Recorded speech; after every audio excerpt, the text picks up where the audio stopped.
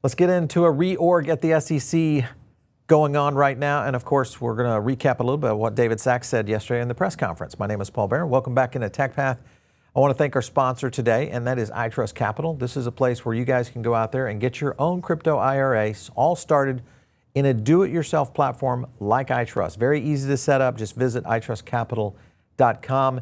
A lot of assets to go within their whole platform. You guys, of course, can get into Bitcoin, Ethereum, even gold and silver. There's a lot available there. So use our link down below. It's going to give you $100 in a funding reward to get started and get on your way over with a crypto IRA. Check it out.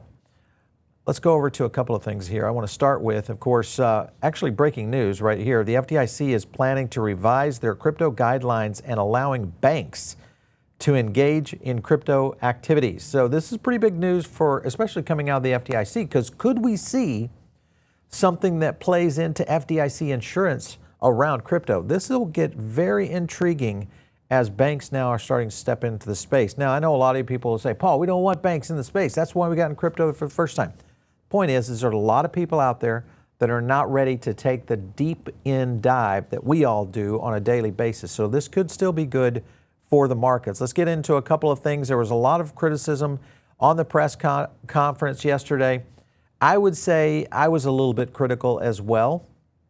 But after I watched it like 3 times last night, and I was trying to pick out the things that Sachs was trying to say, he was the key component here within this. And of course, you know, here's Brad Garlinghouse hitting on all of it. But the point that they were trying to do was having the chair of the Senate Banking, the chair of the House Financial Services, the chair of the Senate Ag, and the chair of the House Ag all join David Sachs. That shows the bipartisan approach that this administration is trying to do. That in itself is a pretty big deal of making that conference, I think, one that everybody was really kind of on the edge of their seat for. Of course, the market kind of crapped out a little bit afterwards, but I think people missed something. And this is a good statement right here. Jeff Park hit on this. It's surprising how many people overlook the most important thing David Sachs said yesterday, and it was stablecoin demand could lower long-term interest rates. Now, there are some things here that when I dove into this and started doing a write-up, I actually just posted this over on our Substack this morning, and there's a few key things here. One is the economic dilemma that we're faced, which is around $2 trillion a year right now in terms of our deficit. And at the same time, other global currencies are still looked at as less stable. So the potential for the dollar to still be a worldwide reserve asset is still there. It's not as though it's going away. But there's a couple of points within this. If you guys want to read my full article, go over to PB Network on Substack, you'll get it. But there's a couple of scenarios that could play out here. One is the U.S. would encourage U.S. stablecoin expansion. That's going to be companies like Circle, and I anticipate others. Global adoption of these stablecoins will increase rapidly. That's coming. Sachs mentioned that yesterday. Supply will inflate, and then digital assets absorbs the liquidity. So this is going to be where we'll see U.S. Treasury yields starting to decrease, and then boom, you've got USD, the dollar, maintaining its global, dominance worldwide. So this is a very, I think, calculated move by the Trump administration to possibly use stablecoins as maybe a pseudo CBDC, not controlled by the central banks, but controlled by organizations around the world. This is going to get, and most likely banks are going to get more involved in this. So watch out for things like JP Morgan and others. So I want to go to this clip, which is David Sachs immediately after that press conference. Look what he had to say. Those chairmen, I think, are very committed. President Trump is committed, and I think we can do something here. But as you know, moving legislation through Congress takes time. But I think this is something we could do in the next 6 months. The feasibility of a Bitcoin reserve, you said that's being studied. It's one of the first things that's on the table here. What goes into that process? Is that something that would be standalone, or is that something that could potentially be tucked into, say, a sovereign wealth fund, which has been the speculation today on the heels of that executive order?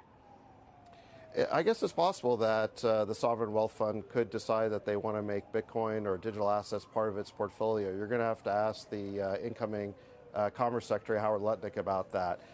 The item that President Trump asked our working group on digital assets to study is whether it's feasible to create either a Bitcoin reserve or some sort of digital asset stockpile. And so we're going to be looking at that question. We haven't committed yet to doing it, but it's one of the first things we're going to be looking at. All right, so a couple of things that he said there. 6 months, I think, was the one thing. Time frame here is really ramped up quickly, and I think we're going to see some pretty big moves very quickly. This is going to be a very active year for crypto in general, so buckle up. It's going to be hot. Let's go into a couple other statements out there. Here, of course, is Iman coming in from Avalanche, and he's basically saying clarity isn't just a policy, it's a competitive advantage for the U.S., and David Sachs knows that. But the future is on-chain, and it won't be a single chain. I agree with that as well. And I think Sachs is also leaning in on digital assets as a whole, even though he's mentioning, he's very cautious about how he presents that, not saying just Bitcoin, but digital assets often. So I think that is going to be the case. With all that being said, Hester Pierce came in and set up a new blog post right here, The Journey Begins. So this is basically kind of getting going around the new scenario that's playing out within the SEC. A couple of items that are difficult to read, but I'm going to try to highlight them here. Please be patient. You know, this is getting going. The task force is in a good place, but they're trying to do something, you know, that's, you know, obviously legal for it. She also went on further in the article to say a few other things that I think are very important. If people want to buy a token or a product that lacks clear or long-term value proposition, people do it all the time, they should feel free, but should not be surprised if someday the price drops. Now, I think a lot of people are growing up in the investing community and may understand that. Hopefully, most people are getting a lot more education now that this is finally coming out to reality, and a lot more people are being involved, including companies like a lot of the banks that will most likely get in here.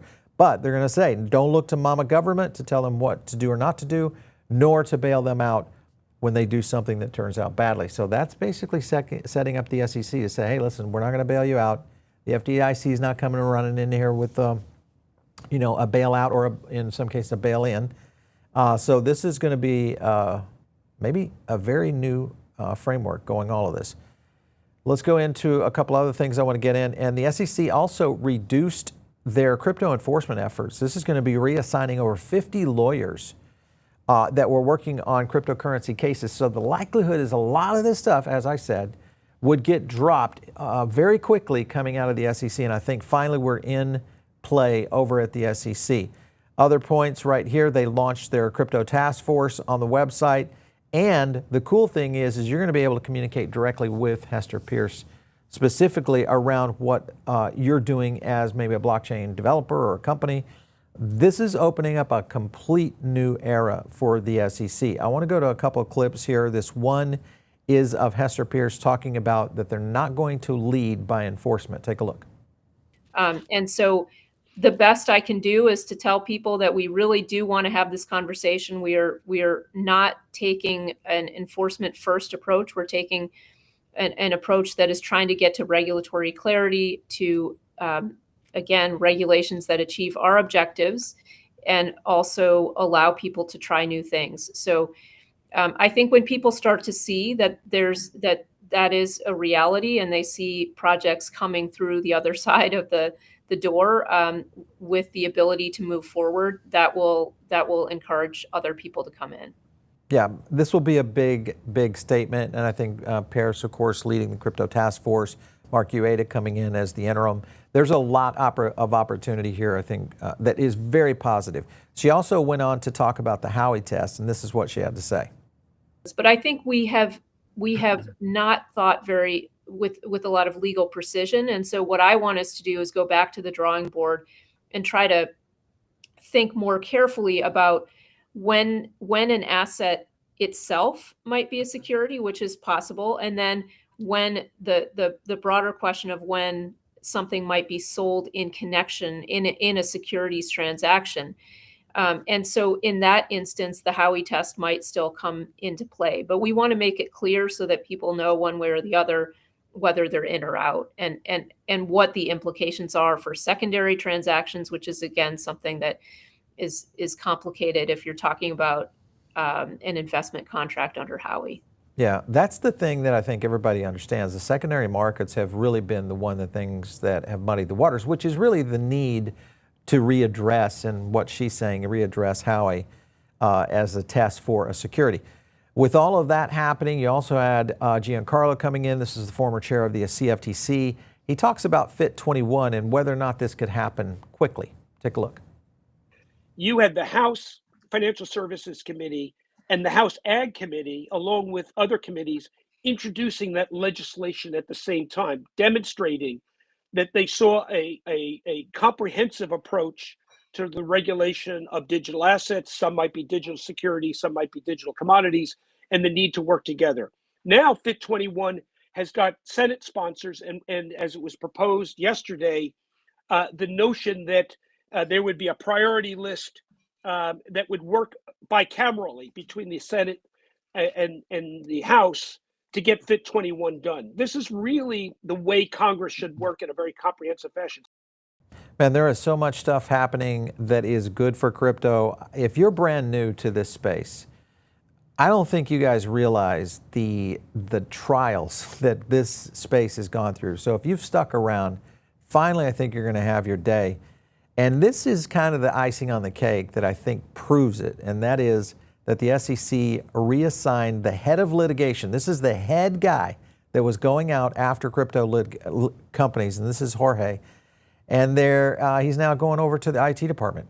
This is coming from the Wall Street Journal, so I'm assuming that's a good source. But the point is, there is a new sheriff in town. We are seeing a evolution change right before us in the financial architecture of the United States. It's all being driven around blockchain, and I think the digital asset field is going to be at the front of everything. Now, everybody's asking, well, why not altcoin season? Has it ended? Is it over? Everybody's looked at, I mean, if you look at the altcoins and the retracement that we've seen over the last really 4 or 5 months, most of these are down 60, 80, 90%. And if you look at the dominance of Bitcoin, because it could still continue to climb for a little bit before we start to see this adjustment, but the market cap spiked to a near 4-year high this week. Altcoins took another major loss. Other things, Bitcoin price strengthened, held up a little bit better in face of a lot of uncertainty with all these tariffs and the flux that the Trump administration is also inflicting on the market. But at the same time, I think the key here is it's very early. And I think the fact that we're seeing not a complete market meltdown across any of these, we are going to see a next generation of where a lot of this kind of that golden age that Trump talks about quite a bit. Now, with all that happening, you do have to have the Senate Banking Committee coming in to really kind of get a framework around how deep banking is going to work. Because this has been a problem, choke point 2.0, this has been a problem, and I think the administration is getting their hands around it. We're going to do a full video on this for you guys, so make sure and subscribe to the channel if you're not. That way you'll get notified if it'll make it into your algorithm and into your feed, and that way you'll get a chance to see a lot of our most updated content. So check it out. And join the Diamond Circle. It's a great place to get additional content. I drop a link also down there to our Telegram group, which is huge. It's an amazing Telegram group. I communicate in there. Very easy to set up. We'll continue to add features in there. Lots of cool stuff for you Diamond Circle members. So check that out. And of course, follow me out there on X at Paul Barron. We'll catch you next time right here on TechPath.